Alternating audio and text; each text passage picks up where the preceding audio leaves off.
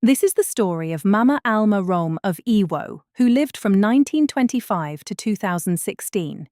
She lived 66 years of her 91 years on Earth in Iwo, an historical Yoruba town in southwest Nigeria, although she was originally born in Waco, Texas.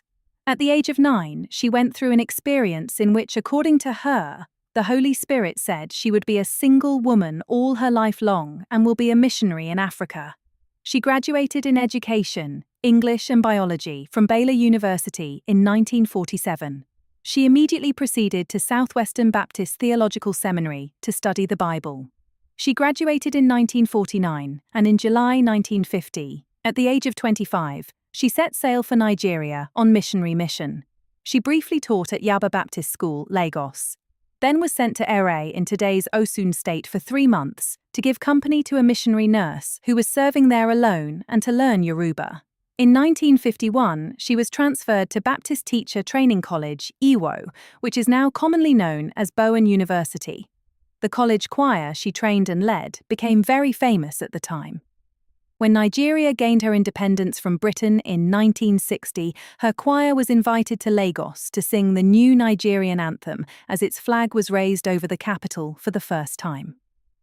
In 1982, she was given the traditional title Iya Nisin Ilu.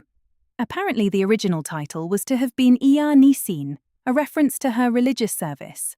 But the Muslim community objected, saying they would like to be involved and that the latter title was more inclusive. Alma Rohm Baptist Primary and Secondary School in Iwo and Alma Rohm Baptist Church are named in her honor. In 1992, the school erected a statue of the diminutive missionary in front of its library. She left briefly to the United States for treatment and came back to finalize her retirement, and then left, but could not bear to turn her back on a place she had come to know as home for the past 54 years.